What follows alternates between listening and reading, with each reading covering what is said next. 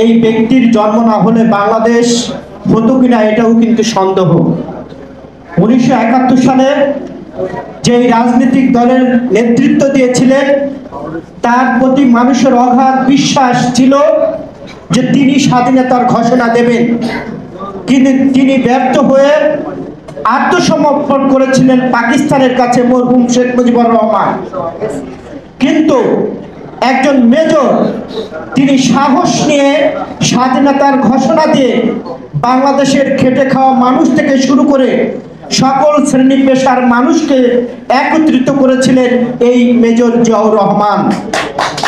সেদিন ছিঁড়া লুঙ্গি পরা, ছিঁড়া জামা পরা, রিক্সাওয়ালা, কৃষি মজুর সকল শ্রেণী পেশার মানুষ যখন মরহুম শেখ মুজিবুর রহমান আত্মসমর্পণ করে পাকিস্তান সেনাবাহিনীর কাছে তিনি গেলেন এবং তার পরিবার পাকিস্তান সেনাবাহিনীর টাকায় আমোদ ফুর্তি এবং কোন হসপিটালে যেন তার মেয়ে ছিলেন সন্তান প্রোডাকশনে ব্যস্ত, তিনি গত 17 বছরকে বাংলাদেশের মানুষকে মুক্তিযুদ্ধের চেতনার গান বলে দাবিয়ে রাখার চেষ্টা করেছিলেন।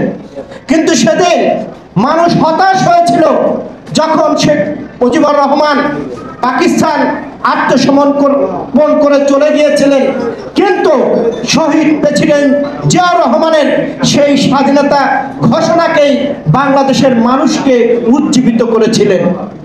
সেদিন কিন্তু আওয়ামী লীগের প্রতি মানুষের বিশ্বাস ছিল, কিন্তু যখন তার নেতা বাংলাদেশের মানুষকে বিপদগ্রস্ত করে পালিয়ে গেছেন, আত্মসমর্পণ করেছিলেন, আমরা ইতিহাসে যতটুকু জেনেছি এই আওয়ামী লীগের নেতা কর্মীরা কলকাতায় আমোদ ফুর্তি করেছিলেন, সেদিন তারা স্বাধীনতা এবং মুক্তিযুদ্ধ করছিলেন না। আজকে তেমনি বাংলাদেশের মানুষকে বিপদগ্রস্ত করে আওয়ামী লীগের প্রধান সভানেত্রী শেখ হাসিনা সেই দিল্লিতে বসে বাংলাদেশ নিয়ে নানান রকম ষড়যন্ত্র করছেন এবং আমরা রাজনৈতিক অঙ্গনে জানতে পারছি আওয়ামী লীগের নাকি একটি কেন্দ্রীয় কার্যালয় আসামে, আরেকটি কার্যালয় দিল্লিতে, আরেকটি কার্যালয় কলকাতাতে। কারণ আগামী দিনে ভারতের বিধান যে লোকসভা নির্বাচন হবে সেই নির্বাচনে কিভাবে চুরি করতে হয় সেই চুরির প্রশিক্ষণ মোদী সরকারকে শেখ হাসিনা নিজ হাতে শিখাচ্ছে। পৃথিবীতে অবাক করা কাণ্ড, কয়েকদিন আগে পত্রপত্রিকা এসেছিল যে 20,000 মৃত ব্যক্তি ভোট দিয়েছিল। বিশ্বের প্রতিটি গণতান্ত্রিক দেশ হতভম্ব হয়েছিল যে শেখ হাসিনার আমলেও মৃত্যু ব্যক্তিরা ভোট দিতে জানে, সেই প্রশিক্ষণ শেখ হাসিনা দিল্লিতে মোদী সরকারকে দিচ্ছে। যার কারণে এই মোদী সরকার অস্থির হয়ে গেছে কিভাবে আওয়ামী লীগকে আবার পুনর্বাসন করা যায়। মোদীর এই লয়ের গোয়েন্দা সংস্থার আধিপত্য বাংলাদেশ থেকে এখনো কিন্তু যায়নি।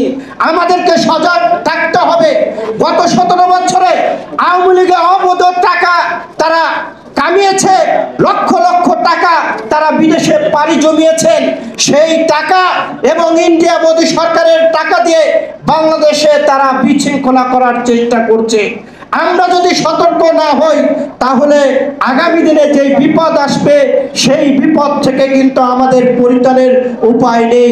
আমি যে কথাটি বলে আমি কথা শেষ করতে চাই, আজকে বাংলাদেশের যেই রাজনীতির সংকট তৈরি হয়েছে গত 17 বছরে, এই সংকট আমরা যারা নতুন রাজনীতিক কর্মী বলে দাবি করি, আমরা যদি শহীদ প্রেসিডেন্ট জিয়াউর রহমানের 19 দফার যেই দাবি, এই দাবি যদি বুকে ধারণ এবং লালন করতাম তাহলে এই সংকট থাকতো না বলে আমি ব্যক্তিগতভাবে মনে করি।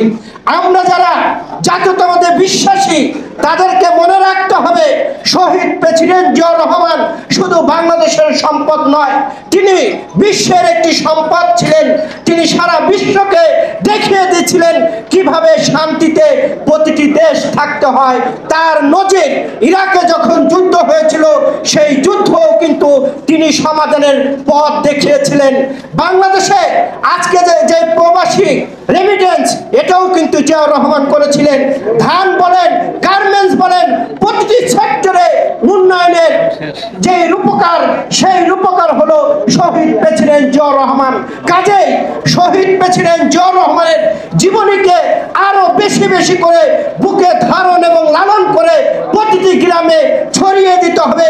তাহলে জাতীয়তাবাদের ঝান্ডার কাছে ভারতের পেতাত্তা দালাল আওয়ামী লীগরা এই আওয়ামী লীগ শেষ হয়ে যাবে, এখানে দাঁড়াতে পারবে না।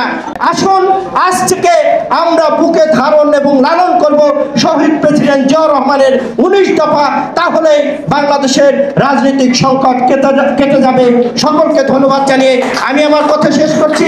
দেখা হবে রাজপথে, কথা হবে স্লোগানে, হয় লাশ না ইতিহাস। আল্লাহ হাফেজ।